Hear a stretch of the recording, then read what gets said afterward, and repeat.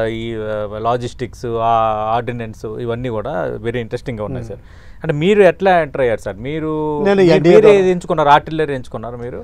నేనా ఇన్ఫెంట్రీ ఎంచుకున్నాను. యాక్చువల్గా ఆర్మర్డ్ కోర్ అంటే ఇష్టం ఉండేది, ఎందుకంటే వాళ్ళు జనరల్గా ప్లేన్స్లోనే ఉంటారు, అంటే కొంచెం ఫీల్డ్ ఏరియాస్ తక్కువ ఉంటాయి. అవును. కానీ ఏంటంటే దానికి చాయిస్ తక్కువ. సో ఇన్ఫెంట్రీ ఆప్షనల్ అయింది. అప్పుడు మద్రాస్ రెజిమెంట్ ఎంచుకున్నాను. Okay sir. ఎందుకంటే మన సౌత్ ఇండియన్ ట్రూప్స్ ఉంటారు, బేసికలీ ఫుడ్ హ్యాబిట్స్, భాష కొంచెం ఈజీగా కలుస్తుంది. Okay sir. అంటే ఇప్పుడు అందులో జాయిన్ అయ్యారు. ఎక్కడ సార్ ఫస్ట్ పోస్టింగ్? ఎక్కడ ఫస్ట్ పోస్టింగ్ నాది గుల్మర్గ్ వచ్చిందండి. గుల్మర్గ్ అది ఎక్కడ ఉంది సార్? కాశ్మీర్లో ఉంది గుల్మర్గ్. అంటే అప్పుడు మీరు ఎట్లా స్టార్ట్ అయ్యారు సార్? ఇప్పుడు అక్కడ నుంచి మీకు అంటే ఏ డిజిగ్నేషన్తో స్టార్ట్ అయ్యారు? అప్పుడు ఆ రోజుల్లో సెకండ్ లెఫ్టినెంట్ అని సింగిల్ స్టార్ అవుట్ ఉండేదండి. Second lieutenant. ఇప్పుడు అది పే కమిషన్ తర్వాత, కొన్ని పే కమిషన్ల తర్వాత పే ప్యారిటీకి అని చెప్పి తీసేశారు. ఇప్పుడు లెఫ్టినెంట్ తోటి స్టార్ట్ అవుతుందండి. ఓకే. మా టైంలో సెకండ్ లెఫ్టినెంట్ ర్యాంక్ ఉండేది. మీకు కమిషనింగ్ అంటారు, ఐఎంఏలో కమిషన్ అవుతారు. ఓకే. ఈ కమిషన్ అన్నది ఏంటంటే ప్రెసిడెంట్ ఆఫ్ ఇండియా సైన్ చేస్తాడండి, అంటే ఒక వారెంట్ కింద. మిగతా ఐఏఎస్ సివిల్ సర్వీసెస్కి ప్రెసిడెంట్ ఆఫ్ ఇండియాకి సంతకం పెట్టాల్సిన అవసరం లేదు. ఓకే. ఇది ఒక్కళ్ళి మీకు కమిషన్ చేసిన, అంటే ఇది ఏంటంటే అంతకుముందు బ్రిటిష్ కల్చర్ నుంచి వచ్చిందండి. ఏంటంటే ఎవరైతే కమిషన్ ఇచ్చారో, అంటే ఓ జమీందారి కమిషన్ ఇస్తే ఆయనే మనుషుల్ని కత్తుల్ని తీసుకురావాల్సి వచ్చేది. అంటే ఒరిజినల్ కత్తుల టైంకి వెళ్తే ఎన్ని కత్తులు, ఎన్ని ఈటలు, ఎన్ని తీసుకురావాలి, ఆయనే ప్రొవైడ్ చేయాలి. అందుకని చెప్పి ఆయనకి డబ్బు ఇచ్చేవారు అనమాట. అందుకని కమిషన్ అన్నట్టుగా వచ్చేది, కమిషన్ ఆఫీసర్. ఈ ర్యాంక్స్ జీవితాంతం ఉంటాయండి. రిటైర్డ్ అయిన తర్వాత నేను కల్నల్ రిటైర్డ్ అంటారు, కల్నల్ సోన్స్ రిటైర్డ్ అంటారు. అవునా సార్? ఇది తప్పు. చాలా మంది కల్నల్ రిటైర్డ్ అని రాస్తారు, అది తప్పు designation. I will remain a colonel through out my life. Okay sir. అదే ఇప్పుడు మామూలుగా ఏంటంటే ఇప్పుడు డీజీపీ ఎవరైనా కానీ, పోలీస్ అధికారులు, మాజీ ఐపీఎస్, మాజీ డీజీపీ, వాళ్ళు యాక్చువల్గా వాడడానికి లేదండి రిటైర్డ్ కల్నల్, కానీ మీకు అనడానికి లేదు. నన్ను కల్నలే అనాలి. ఓకే, కల్నల్ అనాలి. ఓహో, ఎస్ సార్, గ్రేట్ సార్. అంటే ఇప్పుడు మీరు గుర్గామ్ మీరు చెప్పారు కదా సార్, మన కాశ్మీర్లో స్టార్ట్ అయ్యారు, తర్వాత ఇప్పుడు కల్నల్గా రిటైర్ అయ్యారు. ఎన్ని సంవత్సరాలు సార్ చేశారు సార్? 32+ అయిందండి. 32+.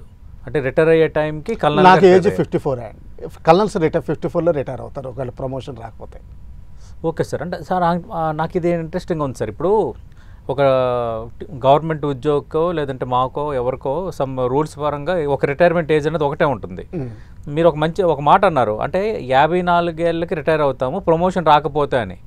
అంటే అదేంటి సార్ అది? అంటే ప్రమోషన్ వస్తే రిటైర్మెంట్తో సంబంధం? ప్రమోషన్ వస్తే బ్రిగేడియర్ 56 వరకు ఉంటాడండి, major general 58, lieutenant general 60, okay, chief of army staff 62, ఓల్డే జనరల్ ఉన్నాడు. అదే ఇప్పుడు కొత్తగా సిడిఎస్ సెకండ్ పోస్టింగ్ నడుస్తుందండి, వాళ్ళు 64. అంటే 54 అనేది bench mark sir. 54 bench mark. అక్కడ వరకు లెఫ్ట్ మీరు కల్నల్స్ వస్తారు. అక్కడి నుంచి ఒకవేళ వాళ్ళు ప్రమోషన్ ఇస్తే అప్పుడు మళ్ళీ మీ సర్వీస్ ఎక్స్టెన్షన్ అవుతుంది. ఇక్కడ ఒకటి గమనించాల్సి ఉందంటే, ఆర్మీ ఏంటంటే కొంచెం స్టీప్ ఆర్గనైజేషన్, ఒకటే పిరమిడికల్. సో ప్రమోషన్స్ క్వాలిఫికేషన్ గురించి కాదు. సివిల్లో ఏమవుతుందంటే అండి, ఇప్పుడు ఐపీఎస్ వాళ్ళు ఉన్నారు, ఏదో ఏపీఎస్ఆర్టీసీకి చైర్మన్ చేసేస్తారు, లేకపోతే వేరే డిపార్ట్మెంట్కి మార్చేస్తారు. ఇలా చేసి ప్రమోషన్లు, లేకపోతే డీజీ హౌసింగ్ ఒకటి, లేకపోతే డీజీపీ స్టేషనరీ, రకరకాలు ఉంటాయి, సృష్టించేస్తారండి స్టేట్ గవర్నమెంట్. ఆర్మీలో ఏంటంటే చాలా స్టీప్గా ఉంటుంది, చాలా క్వాలిఫికేషన్స్ ఉన్నా కానీ ప్రమోషన్స్ జనరల్గా 1/3 ఉంటుంది. ఓకే. అంటే నీడ్ ఉండదు. నీడ్ కాదండి, అంటే structures, command and control structure కావడానికి అంతే ఉండాలి. Okay sir. ఇప్పుడు 54కి మీరు కల్నల్గా రిటైర్ అయిపోయారు. ఒకవేళ మీకు ప్రమోషన్ ఇవ్వదలుచుకుని ఉంటే 56కి ఏమయ్యేవారు సార్? బ్రిగేడియర్ అయ్యాడు. తర్వాత మేజర్ జనరల్. అదే ఎన్ని సంవత్సరాలు సార్? ఎన్ని సంవత్సరాలు అని కాదు, ఇప్పుడు కొంచెం తగ్గిందండి, 58లో రిటైర్ అవుతాడు. అంటే 2 years, అంటే 4 years కాదండి. 54 తర్వాత ప్రమోషన్ అని కాదు, ముందరే బ్రిగేడియర్ అయిన వాళ్ళు ఉన్నారు. అంటే ఇప్పుడు ఏజ్ కూడా కొంచెం తగ్గించారండి, ఎందుకంటే యంగ్ ప్రొఫైల్ తీసుకురావడానికి. ఆ యంగర్ ప్రొఫైల్ ఉంటే ఏంటంటే డెసిషన్ మేకింగ్ ఫాస్టర్గా ఉంటుంది. అవును. తర్వాత కొంచెం రిస్క్ తీసుకుంటారు. అర్థమైంది. వయసు పెరిగే కొలది కొంచెం సెనిలిటీ వస్తుంది, కొంచెం రిస్క్ టేకింగ్ తగ్గుతుంది, మెచ్యూరిటీ పెరుగుతుంది, అదొకటి పాజిటివ్. సో అందుకని యంగ్ ప్రొఫైల్ ఉంచుతారనమాట. ఓకే. నా టైంలో సిఓస్ అయితే 20 yearsలో అయ్యేవారు, ఇప్పుడు 14-15లో అవుతున్నారండి, 5 ఏళ్ళు తగ్గిపోయింది ఇప్పుడు. Yes sir. సార్ ఇప్పుడు మీరు ఇందాక డీటెయిల్స్ చెప్తున్నప్పుడు అన్నారు 9 మద్రాస్ ట్రావెన్కోర్ అని అన్నారు. అది ఎందుకు సార్? అంటే ట్రావెన్కోర్ అని ఇది అంతకుముందు మహారాజా, ఇండియన్ ఆర్మీ అంటే మన ఇవే ఉండాలి కదా. ఇది ట్రావెన్కోర్ అన్న స్టేట్ విని ఉంటారు. అవును సార్. మహారాజా మార్తాండవర్మ 1704లో ఎప్పుడైతే రైజ్ చేశాడు. 1740లో ఒక యుద్ధం అయిందండి. ఆ యుద్ధంలో మహారాజా మార్తాండవర్మ డచ్ ఫోర్సెస్ని ఓడించేశాడు. కొల్లాచెలని బ్యాటిల్ ఆనర్ ఇక్కడ ట్రివెండ్రంకి దక్షిణంలో ఉంటుంది, ఇప్పుడు కూడా ఉంది అది మెమోరియల్. అక్కడ ఓడించినప్పుడు వాళ్ళ అడ్మిరల్ని పట్టుకున్నాడు.